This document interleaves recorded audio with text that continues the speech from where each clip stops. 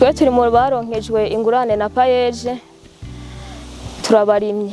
Ico gihe baduha Ingurane ari muri 2023 mu kwezi kw'icumi, yari Ingurane ingana n'imiliyoni 5. Ca turasubiza gushika mu kwezi k'umunani muri 2025 twari duhejeje kuriha yose.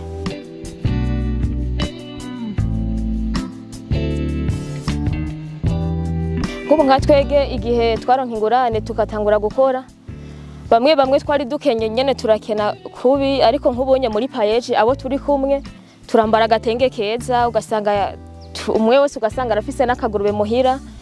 Urumva turiko turigirwa imbere, dutera imbere nyene. Aho bukera turonka uwundi mwimbu, tuzoraba dukore ibindi twagura akarere, turabe ko twoshika kuri ndi hangiro.